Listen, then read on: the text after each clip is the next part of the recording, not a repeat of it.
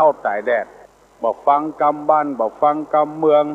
บ่ฟังกรรมธรรมบ่ฟังกรรมกฎหมายบ้านกฎหมายเมืองลุกอำนาจแก่ความอยากที่เกิดขึ้นเอาใจตัวเองว่าปล่อยปะละเลยไปเรื่อยๆบ่บังมันไว้บ่เกิ้งมันไว้บอกว่าลูกบอกว่าหลานบอกว่าผัวบอกว่าเมียโบราณเปิ้นว่าอย่างนั้นผัวบ่ฟังกรรมเมียเข้าเต็มเงียก็เสี่ยงเมียบ่ฟังกำผัวเงินคำกล่องเต้าหัวก็เสี่ยงบ่มีอย่างบังไว้เอาใจตัวเองว่าลูกบ่ฟังกำพ่อกำแม่พ่อแม่บ่ฟังกำบ้านกำเมืองตุเจ้าบ่ฟังกำศรัทธาบ่ฟังกำตุเจ้าปล่อยมันไหลไปเหี่ยวันบ่ได้ช่วยกันอันนี้เปิ้นฮ้องว่าแม่น้ำบ่มีฝายเข้าจังตายแดดที่เฮาออกอากาศถึงวันนี้เพื่อจะได้ประกาศธรรมะให้เฮาช่วยกันฟังกำกันเมื่อเฮามีนิสัยเป็นอย่างอี้แล้วเฮาก็พยายามเปลี่ยนแปลงนิสัยปรับปรุงนิสัยตัวเฮาเพื่อมันดีมันงามขึ้นแล้วเขาจะบ่ได้ตายแดดฟังกำกันเมื่อตักเมื่อเตือนแล้วก็ฟังกำกันอย่าไปเอาใจตัวเองว่ามันจะเดือดร้อนอย่างเวลาเนี้ยไผบ่ฟังกำไผต่างคนต่างบ่ฟังกำกันก็เดือดร้อนอันนี้นำมาเสนอคือพี่น้องวงศาคณะญาติทั้งหลายได้ฟัง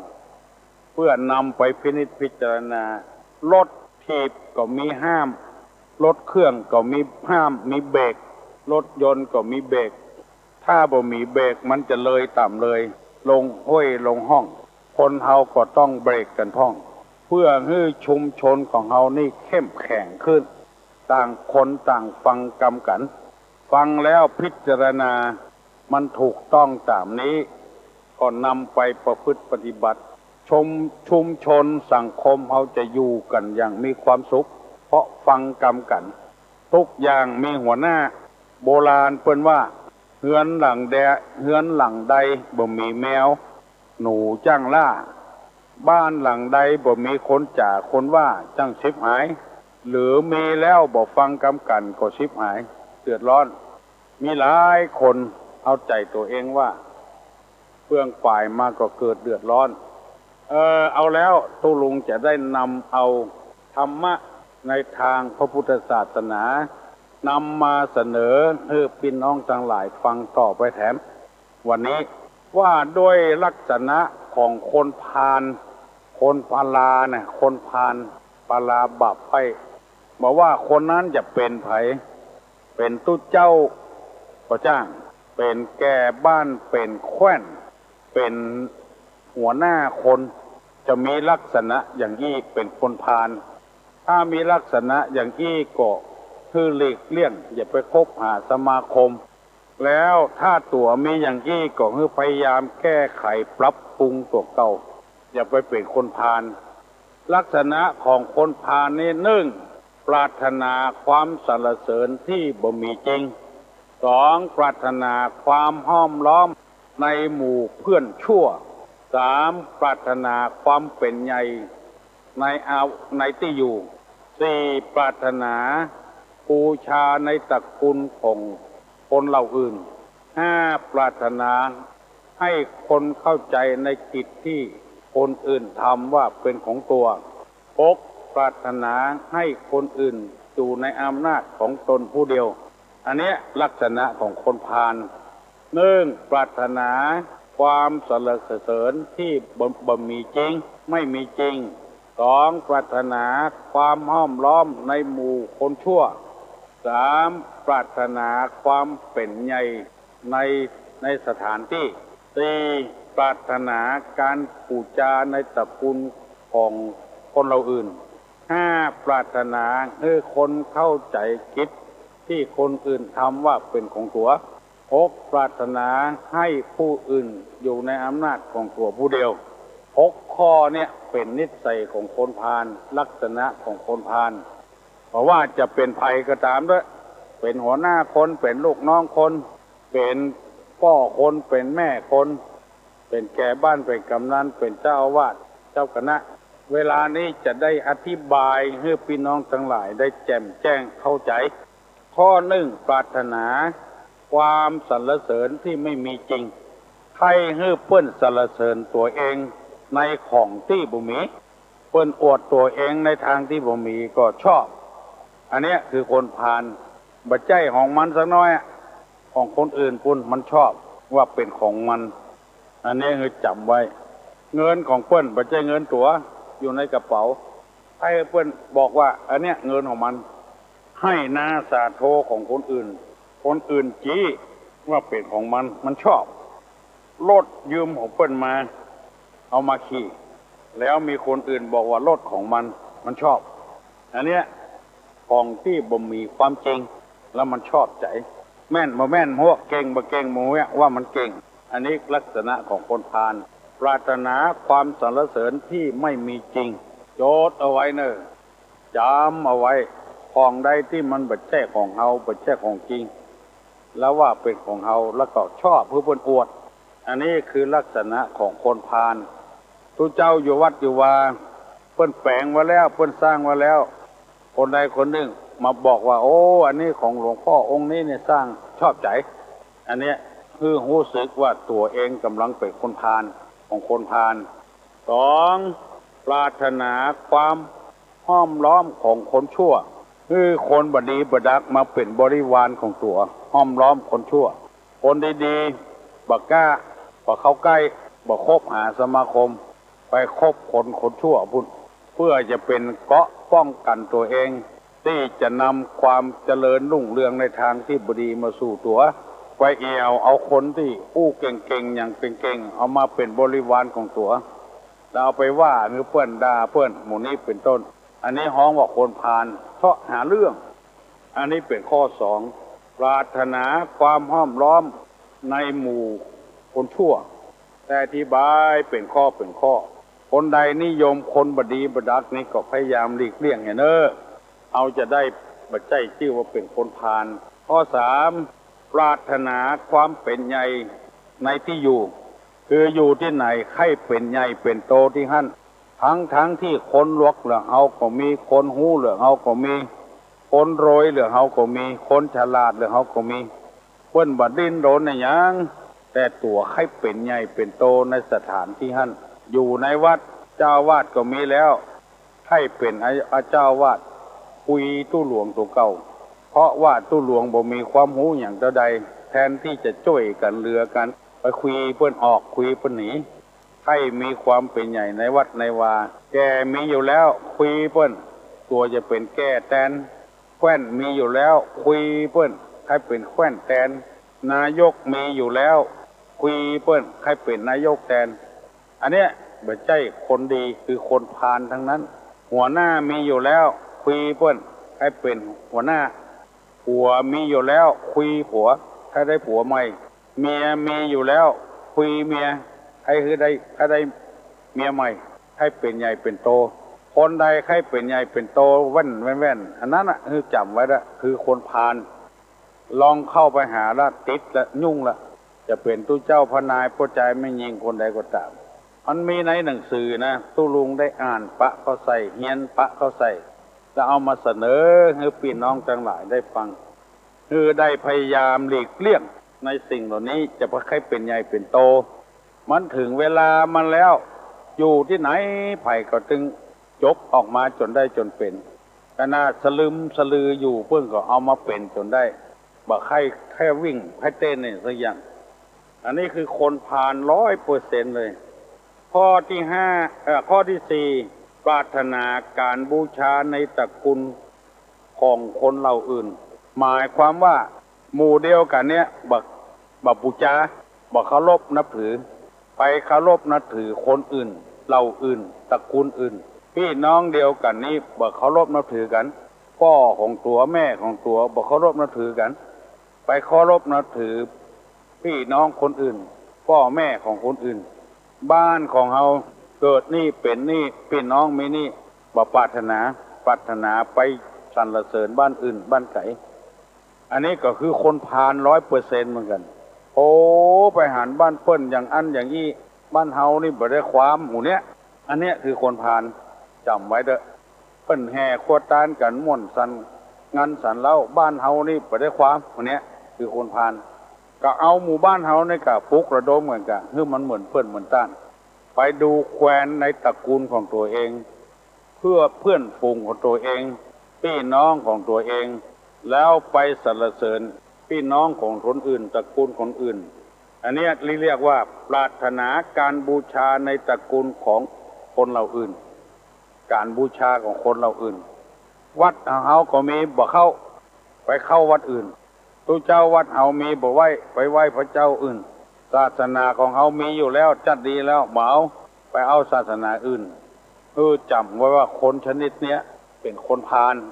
100% เสื้อเฮากางเกงเฮาก็นุ่งของเฮาเนี่ยบ่ปรารถนาจะนุ่งไปยืมของคนอื่นมานุ่งใส่สร้อยใส่คอของเฮาแหวนของเฮามันน้อยไปยืมของคนอื่นเอามาใส่เสียของเพื่อนหายไปได้เนี่ยได้เนี่ยได้ใจเพื่อนอันเนี้ยนำมาเสนอพี่น้องทั้งหลายคือชุมชนเราเข้มแข็งนะฟังไปเถอะฟังไปก็ม่วนไปถึงวันที่พวกนานจูว่านะวันใดก็ม่วนติ๊กๆเนี่ยวัฒนธรรมประเพณีของเฮามีบ่าใจเอาของคนอื่นมาใจหลายอย่างหลายประการด้วยกันอันเนี้ยมันเป็นคนที่ทำให้ชุมชนให้มันสงสัยว่าอันใดเป็นอันใดกันแน่คืออยู่ในศีลกินในธรรมอยู่ไปตามน้ำทำไปตามตัวน้ำเพียงใดดอกบัวจะเพียงอันข้อที่5ปรารถนาให้คนเข้าใจกิจที่คนอื่นทำว่าเป็นของตัวคือปรารถนาว่าคนอื่นเนี่ยไว้เนี่ยคือคนอื่นคนทำคนหนึ่งว่าเป็นของเฮาเนี่ยอันนี้มีความปรารถนาอย่างเอี้ยคนห้องว่าคนพาลคนอื่นทำแต่ไม่ใช่ตัวทำก็ว่าเป็นของตัวทำมีความปรารถนาจะให้คนอื่นว่าของตัวเองบางคนนี่เฮียนแบบตุลุงเอาไปเตะเจาะให้คนอื่นสรรเสริญว่าเตะม่วนบ่ได้เอาห่องไผมาเตะขึ้นเอาคนเดียวอย่างหมู่นี้เป็นต้นคล้ายๆกับลบหลู่บุญคุณของคนอื่นคนอื่นทำว่าเป็นของตัวอันนี้ก็คงจะเข้าใจดีแล้วเนาะปรารถนาให้คนเข้าใจคนอื่นทำว่าเป็นของตัวเองนี่แปลงที่ไหนแปลงบ้านเนี่ยเพื่อนมาพอไปใจมีสักอย่างอันนี้เป็นคนพาลข้อที่6ปรารถนาให้ผู้อื่นอยู่ในอำนาจของตนผู้เดียวอันนี้ก็คงจะหูเข้าใจละใครฮื้อเปิ้นฟังตัวคนเดียวใครฮื้ออยู่ในอำนาจของตัวเองคนเดียวทั้งที่ทำไปบ่ถูกบ่ต้องอย่างสักอย่างแต่ยังใครฮื้อเปิ้นว่าเป็นของตัวเองอยู่ถึงหมดเนี่ย6ข้อเนี่ยเปิ้นว่าเป็นลักษณะของคนพาลลักษณะของคนพาลไผถ้ามีนิสัยอย่างอี้ก็พยายามเลิกแล้วตุลุงก็บ่ได้ว่าฮื้อไผคนใดคนหนึ่งเน้อว่าไปตามธรรมที่ได้ศึกษาเล่าเรียนมาแล้วก็คนใดได้ฟังแล้วจะเอาไปอย่าไปเอาไปโยนให้คนอื่นเน้อเพิ่งตุลุงว่าแต่หมอนั้นหมอนี้อย่างอี้แต่จะไปเอาไปโยนถึงหมดกันมี6ข้อลักษณะของคนพาล1ปรารถนาความสรรเสริญที่บ่มีจริง2ปรารถนาความห้อมล้อมของหมู่คนชั่ว3ปรารถนาความเป็นใหญ่ในท้องถิ่น4ปรารถนาในการบูชาตระกูลของคนเราอื่น5ปรารถนาให้คนเข้าใจกิจที่คนอื่นทำว่าเป็นของตัว6ปรารถนาให้ผู้อื่นอยู่ในอำนาจของตัวผู้เดียว ทั้งที่ตัวทำผิดเนี่ยอย่างเพิ่นหูอยู่แล้วก็ยังจะมีอำนาจอยู่อำนาจบาดหมางมาอำนาจบาดใหญ่อยู่ถึง6ข้อเนี่ยเป็นลักษณะของคนพาลได้นำมาเสนอพี่น้องทั้งหลายเพื่อได้สดับรับฟังกันกูเจ้าแล้วเราจะได้เป็นคู่เป็นคนที่มีคนเคารพนับถือสักการะบูชาคนถามหาอยู่แล้วมีความสุขบานหวานใจพี่น้องทั้งหลายคนเฮายังบ่เข้าใจในการกินการทานถึงวันเกิดจำนวนมากทุลุงแค่ขอนำมาเสนอพี่น้องทั้งหลาย บางคนก็มาบ่นมาเดือดว่าตาลก็ตาลแตะตาลว่า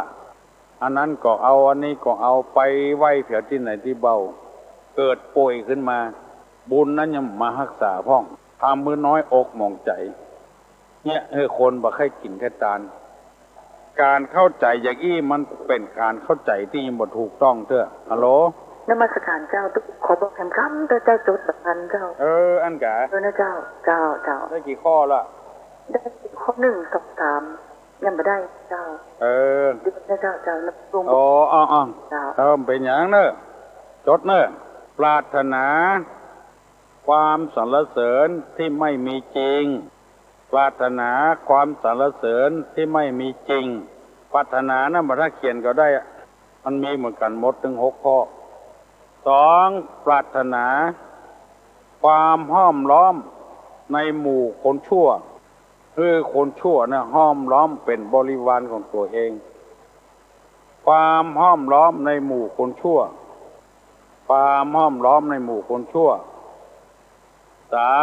3ความเป็นใหญ่ในสถานที่ความเป็นใหญ่ในสถานที่ข้อ4การพูดจาในตระกูลของคนเหล่าอื่นหรอสวัสดีครับผมเคยถามเรื่องที่ว่าไอ้ยังหลวงปู่หลวงพ่อครูบาอย่างนี้มันเหมือนกันครับผมยังว่าหลวงพ่อครูบาอย่างนี้ครับคำเดียวอย่าตอบเนอะครับผมเอานี่มันแล้วก่อนหลวงพ่อกับครูบาเหมือนกันก็คำเดียวอย่าตอบความเป็นใหญ่ในสถานที่แล้วก็การบูชาในตระกูลของคนเหล่าอื่นการบูชาในตระกูลของคนเหล่าอื่นข้อ4นะข้อ5ให้คนเข้าใจ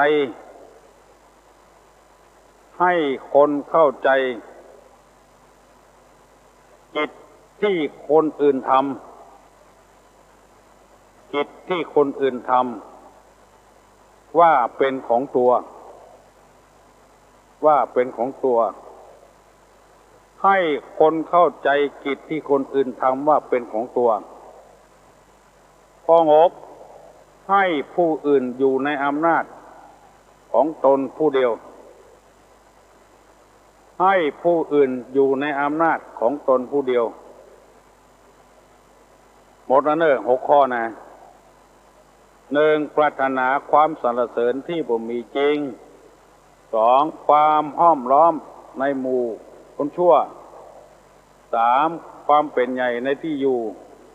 4การบูชาในตระกูลของคนเหล่าอื่น5ให้คนเข้าใจกิจคนอื่นทำว่าเป็นของตัว6ให้คนอื่นอยู่ในอำนาจของตนผู้เดียวอันนี้ได้ตอบไปแล้วเนอะจดแล้วเรียบร้อยละแล้วคำว่าหลวงพ่อก็ดีครูบาก็ดีตุลุงก็ดีหลวงตาก็ดีมันเป็นกรรมที่มันนิยมกันในหมู่บ้านต่างๆฮัลโหลมาสาระลุงก็แน่นนั่นใจก็แน่นอกนั่นใจแท้ๆแน่นอกแน่นใจกะกรรมเก่านะครับเ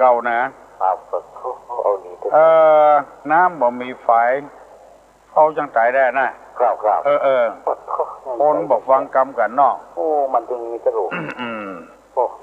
มันจึงมีเมื่อฟันตรงนี้วัดก็มีเนาะม่วนก็มันฟังกรรมกันเนาะมันฟังกรรมกันมันจึงมีลูกห้องแต่อกนั่งใจเนอะดีแต่เนาะฟังถึงวันเนอะ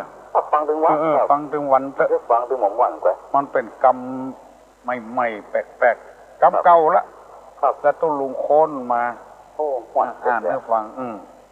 มันให้อกนั่งใจนะฟังมาผมก็ ฟังมามันก็เป็นขึ้นไปว่าเป็นคนดีมันจะนักสนับสนุนโอ้ยินดีเนอะครับเป็นคนดีมันจะนักกันเนาะครับโอ้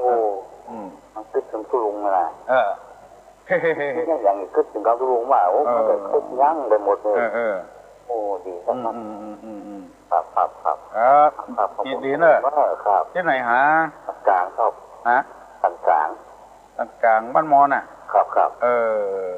ฟังถึงวันนะทุลุงบุญรักษาเนอะครับ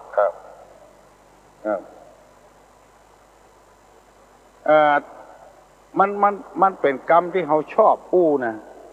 ประเดี๋ยวนี้อย่างป้าอุ้ยแม่อุ้ยเนี่ยบักให้ห้องลำเดียวนี้ห้องตาห้องยายห้องปู่ห้องย่าเป็นไงละตู้ลุงตู้ป้อตู้อะไรอย่างวันนี้ก็อย่างเดียวกันเนี้ยสุดแล้วแต่ไผ่ให้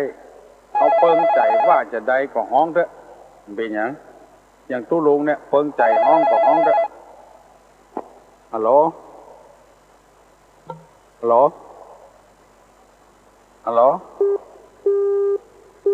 ุดไปเห็นแล้วเปิ้งใจห้องจะได้ก็ห้องท่านพ่อครูก็ได้ห้องหลวงพ่อก็ได้ห้องตุลุงก็ได้อันนี้มันห้องกันทั่วๆไปนะมันเป็นความนิยมกันเพราะฉะนั้นบ่มีปัญหาเนอะจะห้องก็หลวงปู่ก็ได้เอาห้องเป็นหลวงเตี้ยบุญหลวงเตี้ยพวกเขาก็ห้องเขามันนิยมกันอย่างนั้นแล้วที่ว่าตะกี้ในที่ว่าอันตานว่าไปไหว้เปียธาตุที่ไหนที่เบาพอบ่มีความสุขบ้านหวั่นใจเป็นนั่นเป็นนี่เป็นตาฟางพ่องเป็นหูพ่องขอเมตตาพอออกไม่ออกอย่าไปเข้าใจผิดเนอะอันเรื่องทางร่างกายนั้นเป็นเรื่องของร่างกายมันหลีกเลี่ยงตึงบ่ได้บอกว่าไผสักคนเป็นตนบุญแค่ไหนมันก็หลีกเลี่ยงบ่ได้เพราะว่าร่างกายนี้มันจะเป็นมาเพราะกรรมพันธุ์นะพ่อแม่เขาเป็นจะได้ลูกเต้าก็เป็นอย่างนั้นอันนี้แน่นอนนะ70-80%เพราะฉะนั้นเพิ่นจึงกอกไก่ที่มันบ่จนมันถึงบ่จนไปเอาไก่ที่มันชุมโจรบุญอันนี้1ละ2อาหารการกินแล้วก็อากาศที่เราอยู่กันอย่างบ้านเราเนี่ยเอาบ่เป็นโรคไอ้อย่างก็หายใจเข้าแล้วก็ปอดแข็งก็เพราะว่าเราอยู่ไกลหมู่ที่อยู่ใกล้ๆที่เพิ่นนั้นโม่หินน่ะมันหายใจเข้าเอาฝุ่นของหินเข้าไปในปอดก็แข็งและหมู่ที่บักกินเหล้าบักกินยาก็บ่ล่ำเป็นปอดบ่ล่ำเป็นอย่างอื่นตับแข็งบ่เป็นอย่างได้ไม่เป็นอย่างอื่นเกี่ยวกับอาหารการกินเกี่ยวกับอากาศหายใจเกี่ยวกับดินฟ้าอากาศโรคภัยไข้เจ็บบ่ได้เกี่ยวกับการทำบุญทำทานอย่างเน้อขอเข้าใจตามนี้จะไปน้อยอกมองใจอย่างเฮายังมีที่บ้านเฮายังมีที่จองเฮามีลูกของหูกรรมอันนั้นน่ะเป็นผลบุญของเฮาที่สนองของเฮาถ้าเกี่ยวกับโรคภัยไข้เจ็บแล้วโอ้ถ้าได้อย่างอั้นไผ่บ่ทั้งเนี้ยอย่างแล้วก็ตาลติ๊กๆอ่ะบ่ได้เจ็บได้เป็นอย่างหมอก็ยังเป็นไผ่ก็ยังเป็นผู้เจ้าอยู่วัดก็ยังเป็นขอให้เข้าใจตามนี้เนอะทุลุงถึงอู้ให้มันถูกนะบางคนจะน้อยอกมองใจตานก็ตานแตะตานว่าไหวพระเจ้าไหวพระธาตุโดยสุเทพไหวพระบาทพระธาตุที่ไหนที่เบาไปไหวหมดยังเป็นอยู่ยังหูหนวกอยู่ยังตาฟางอยู่จะไปคืดอย่างนั้นและถามอย่างนึงก็คืออุบัติเหตุมันเป็นคนเดียวมันไปต้องไปต่ำใส่มันอุบัติเหตุอันนี้ก็1กรรมพันธุ์2อากาศอาหาร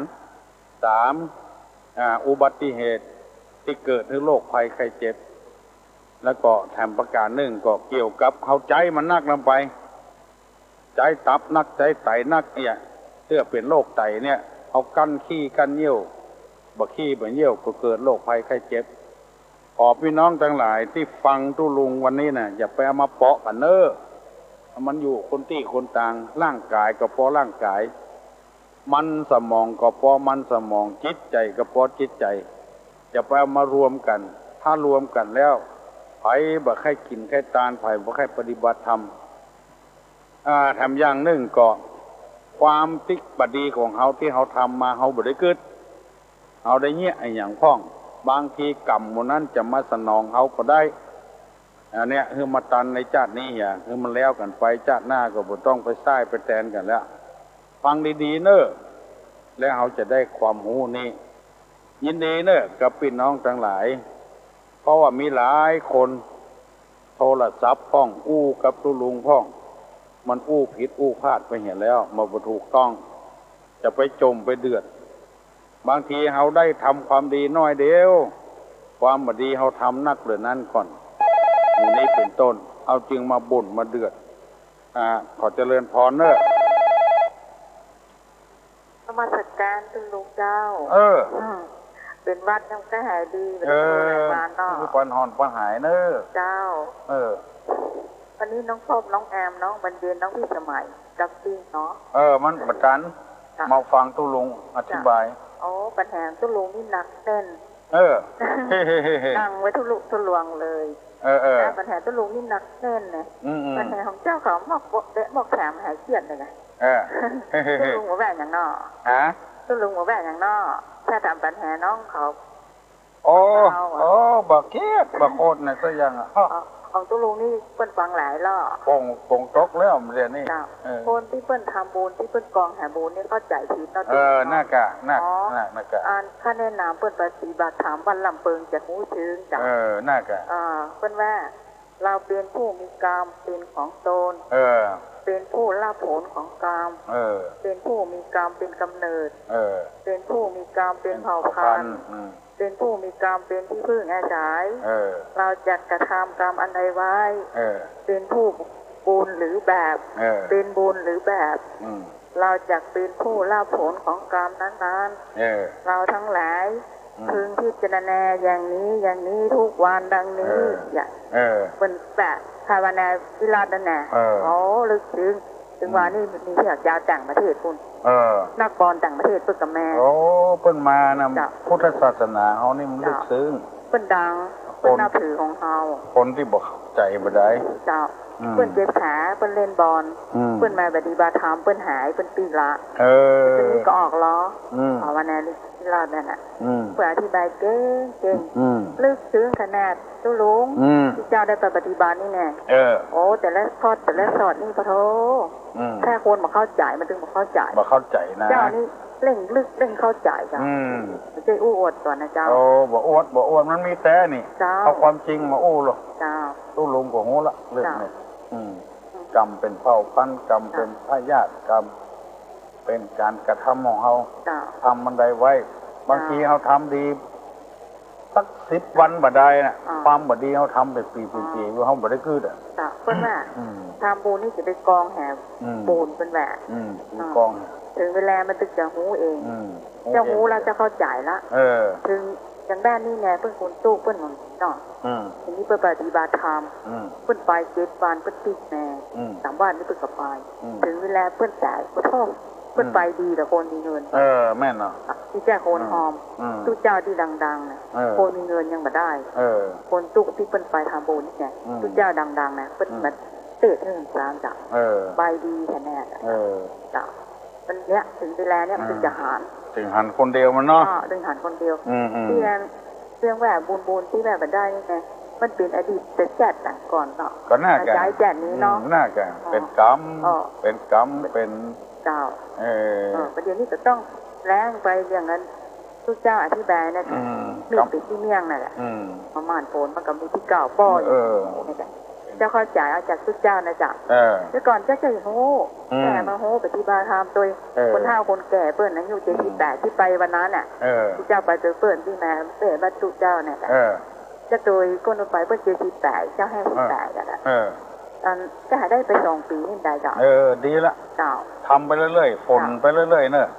จะไปเป็นขี้เมี่ยงลูกจะบ่แว่คนเฒ่าคนแก่เปิ้นมาเอี่ยวแฮงจังบ่ไปเอี่ยวหาเปิ้นพ่องมีแต่เปิ้นมาจวนนี่บ่มันที่6ที่9อย่างนั้นเนี่ยเปิ้นจวนไปหาหมอ วันที่สาแห่นี่จะไปหาหมอไปประกาศเลยทุลุงไปดีเถอะไปเถอะมันดึงจะได้มันเป็นเม็ดเขาเสียข้าวสารนี่ก็มันเป็นผลบุญเก่าของเขาที่ได้ทำไว้เจ้านะทุลุงมันจึงไหลไปหาคนเดียวมันเจ้าน้ำมันสการเจ้าวันนี้เจ้ายินดีเนอะที่ได้ฟังทุลุงแล้วก็หันดีตัวมันถูกต้องตัวถ้าได้ปฏิบัติทำกรรมก็ดีบางรายเปิ้นกระหื้อตานอย่างเดียวถ้าไปไหว้พระเจ้าอย่างเดียวไม่ได้จำศีลไม่ได้ภาวนาอย่างมูเนี่ยฮัลโหลสวัสดีเจ้าทุลุงอันขอตอบปัญหาทุลุงเจ้าอย่ามาถูกใจปะโทตอบบอกตอบใจมันคนบางคนเหมือนผู้อย่างเลยที่ทุลุงว่ามานี่นะเจ้าคนพานที่ว่าน่ะหกข้อนักแก่ของก็หกข้อเจ้าถูกหมดเขาตุลุงมีอย่างออกมานั่งเลยตุลุงมันไม่ใช่ของตุลุงนะมันเป็นได้เฮียนมานะนั่นนะของไผ่มันเจอของพระพุทธเจ้าประดุสอนไว้หมดนะเนาะหนึ่งว่าใหญ่ข้อหนึ่งปรารถนาให้คนอื่นเปิ้นสรรเสริญกับเจ้าที่ของบทหมีเนาะที่เปิ้นที่มันแบบหมีที่มันเป็นจริงเนี่ยต่อสองชอบเพื่อเปิ้นอวดเนี่ยจ้ะสอ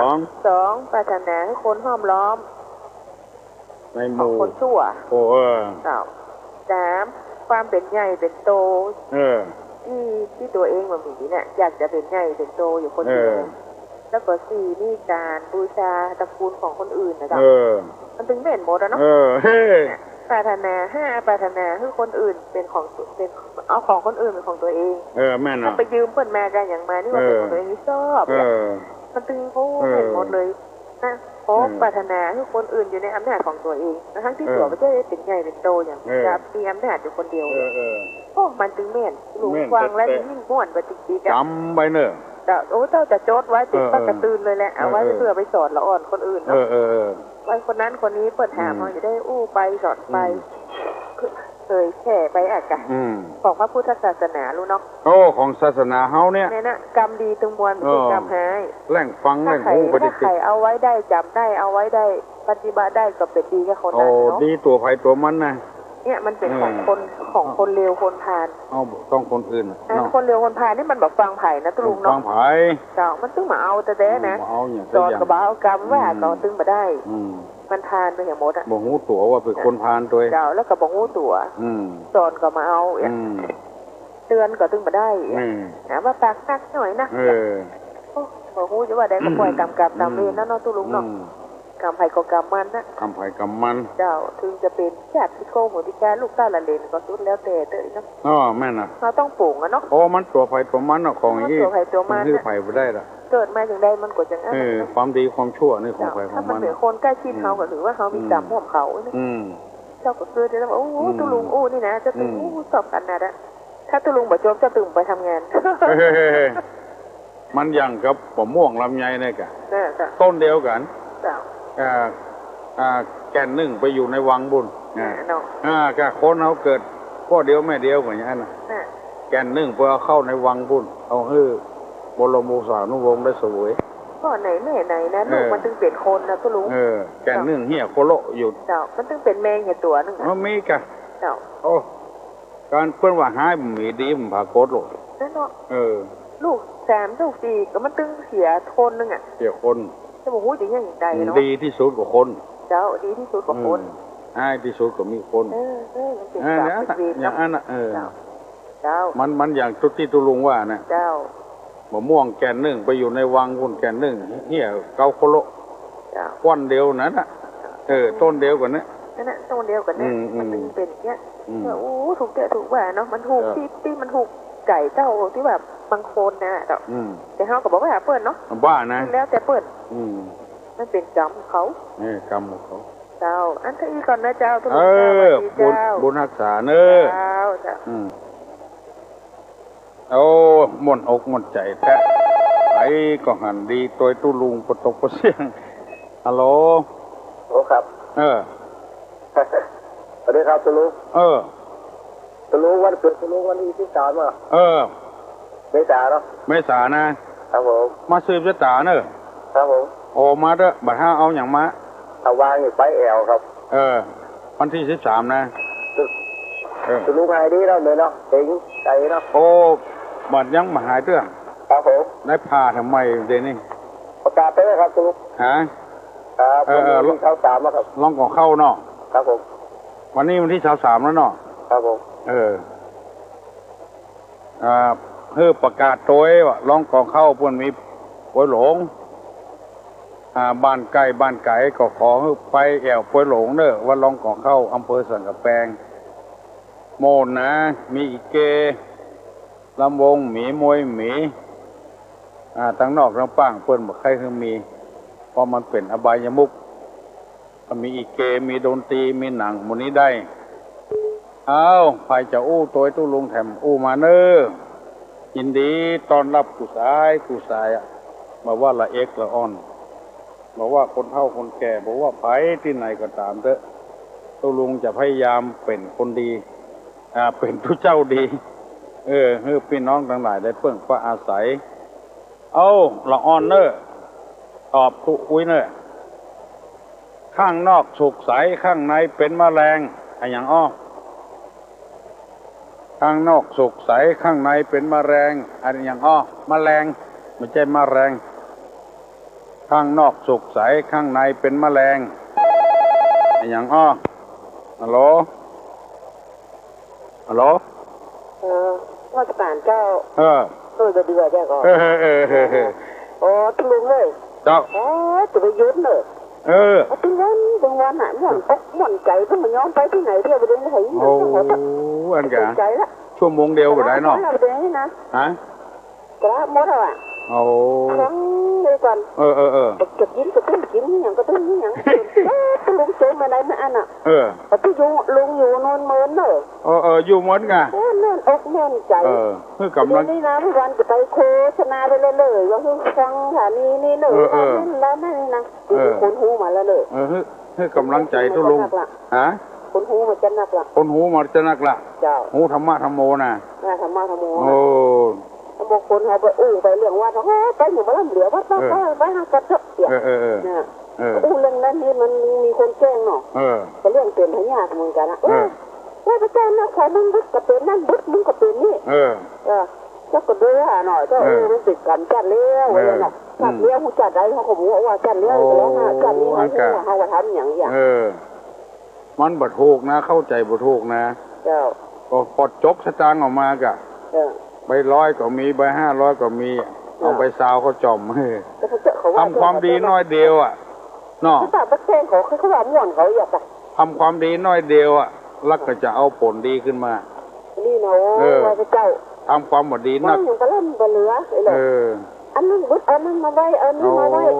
บึกกระเปลี่ยนน้ำมันเลยกับทักษะเนี้ยไปมันเกี่ยวไม่ได้เกี่ยวกันไม่ได้เกี่ยวกับการเจ็บกันเป็นคนเราคิดกับคนละอย่างเนาะที่มันคนแบบเข้าใจแล้วน่าแกก็ลุงอุ้ยนะแน่นอกแน่นใจให้เขาพูดทุกบ้านเมืองนี่นะมันจะม่วนใจมันจะได้น่าแกสบายใจเหมือนกันทุกคนเนาะชุมชนโลกชุมชนเยี่ยนเข้มแข็งเนอะอาจารย์ตุจาเนอะบุญรักษาเนอะเนี่ยตุลุงว่านะก็ทำความดีน้อยเดียวเอามาอ้างแล้วความชั่วที่เขาทำมาอ้างหรอฮัลโหลข้าเจ้านี่จักไม่วางนะเจ้าโอ้ไม่วางเหรอข้าเจ้าที่เก่านะก็วันที่13 เมษายนนี่ตอนกี่โมงเจ้า9 โมงไป9 โมงไปข้าเจ้า9 โมงเป็นต้นหรือว่านี่จะพยายามไปนะเจ้าที่วัดที่ไหนเจ้าโสภณารามน่ะโสภณารามไม่ลืมนะเจ้าเนาะไม่ลืมขึ้นมาเด้อขึ้นลูกเวียงมาน่ะเจ้ามาทางเส้นคันคลองก็ได้เส้นคันคลองก็ได้แต่เจ้ามันกิโล10กว่าเดียกิโล10กว่าเดียพอเด้อลงกิโล10เนอะก็เอารถส่วนตัวมาก็เอามาจอดในโรงเรียนโรงเรียนมีทางใต้แล้วพระพุทธรูปหนักปกอยู่หน้าวัดท่านองค์ใหญ่9 ศอก 9 นิ้วก่อนเจ้าโอ้ขอเจริญพรก็ได้ลืมไม่เจ้าอันเจริญพรนี่เป็นกรรมทุเจ้าเป็นกรรมทุเจ้าเนาะขอโทษเจ้าไปเจ๊กรรมของไม่ออก ของทุกตัวอายุมั่นก่อนยืนนะจ๊ะเนาะทุกเจ้าอู้กับเจ้าบ้านเจริญพรนะนมัสการจะเลิกคำพูดบางอันใดมันบอกหูนี่ตัวตื้อมาจะจำมันตรงดีเนาะตัวลุงดึงบอกทั้งหมดอ่ะวัดทักโคนเนอะไหวสายการนมัสการนมัสการนี่เนอะไหวสายก็ได้ให้วางเนาะขอบคุณเจ้าเนาะอันอย่างตุลุงว่านะความดีเขาทำน้อยเดียวมาเกิดหากความดีแต่ความที่ว่าดีเขาทำนักเราสังเกตพอละเสื้อจกจะต่างมาจะเอาใส่หั่นใส่นี่หอมหั่นหอมนี่ใบปันก็มีใบ500ก็มีใบ100ก็มีแล้วจกเอาก็ใบซาวเหรียญ10มาทำอย่างนี้แล้วหมู่นั้นมาทำแล้วก็เอาไปไหว้วอนหาความดีมาได้เอาทำน้อยเดียวไม่ได้ทำนักนี่เป็นต้นบางทีอย่าทอดกระถินทอดพระป่ากายพิมพ์บัตรไปแจกค่อยบ้านค่อยเมืองของตัวมีน้อยเดียวขึ้นใจพอเตเนอร์ฮัลโหลสวัสดีเจ้าตุลุงอันน้องมีคำถามอยากจะถามมันตุลุงมาเจ้าประเดี๋ยวนี้นะให้ลุงไขปัญหาที่ว่าคนบาปเนี่ยการลักขโมยของเปิดนั้นเป็นบาปนั้นมันจะเป็นอย่างไรเจ้าเพราะมันเป็นจะได้ก็มันต้องงูอย่าโลกอาทินาธานาเวรมณีไม่ใช่เจ้าคือว่าประเดี๋ยวนี้นะน้องเขาแยกการนี่เนาะแต่มันมีคนลักขโมยของแล้วมันเนี่ยข้างนอกเขาเดือดร้อนเนี่ยน่าแก่สร้างความต้องคิดองคิดใจจะแก้เลยก็เอาก็ได้ระวังนั่นแหละแกเก็บพวกเก็บของไว้มันต้องมีมันต้องเหมือนกันนะคนเรามันเหมือนกันไว้ใจไม่ได้แต่ว่าของน้องเหรอของตู้ลุงก็หายขนาดตู้หลวงเจ้าอาวาสมันยังหายอันเสาอากาศอยู่ในทีวีแต่มันยังลากไปแล้วอย่างอันเขาเสียเขาแบบพอใจเขาเขียนได้อย่างว่าเขาได้ก็มันบ่มีหลักฐานเขาบอกเขาเหมือนที่ว่าใครนะเขาเป็นกำอู้ยังไงจุลุงมันบัดได้นะตั้งค้าคนบดีนั่นนะคนบดีนี่ให้เตือนมาถ้ามันขโมยมันมาอ่านใจเนี่ยให้มันได้หู้เนี่ยว่าเนี่ยเนอะมันบอกโหเชื่อตุลุงเด้อมันต้องมันจะเลื่อนราคาผิวมันแหละบัตรราคาผิวมันมันมาเคยดีดมันดึงเอาอย่างนั้นมันกินหม้อมันหาหม้อของพ่อของแม่มันยังเอาไม่ใช่ของน้องคนเดียวที่เขาระวังนะแกเขาเก็บของเขาไว้อย่างจะอีกเช่นนั้นน้องเขาเกลียดมันเนี่ยหึ่งมูน้องเขาเดือดร้อนเนี่ยจะหายเพิ่นก็หาหื้อเกลียดกะแต่เพิ่นจะเฮากะของมันเขาไปลักมันยังเกลียด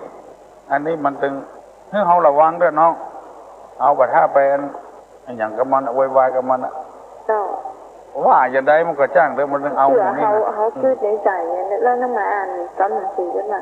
อันมันต้องไปเสียใจพยาบาลอย่างนั้นเนี่ยแต่บางทีมันด้วยความอารมณ์ที่โมโหนี่แหละที่อย่างมันต้องมาเนี่ยตอนเขาแล้วมันจับมาได้ก็เป็นผี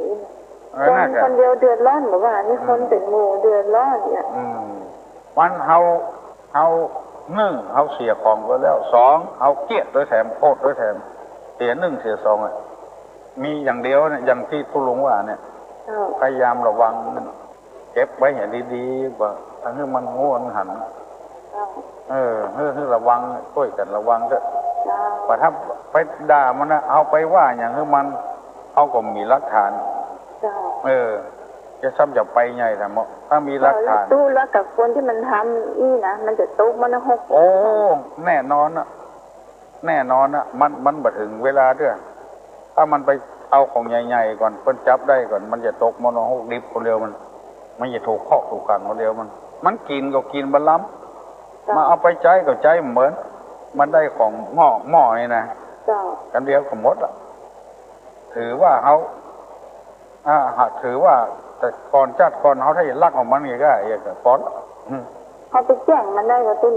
ยังเขาไปซื้อทูบเนี่ยสาบานหึ่งสาบานกู้คนเลยแล้วแจ้งมันเนี่ยมาเอานะมาเฮ้ยเนี่ยนะดีก็เอาโหสิคือมันเนี่ยเอาไผ่มันเนี่ยคือมัน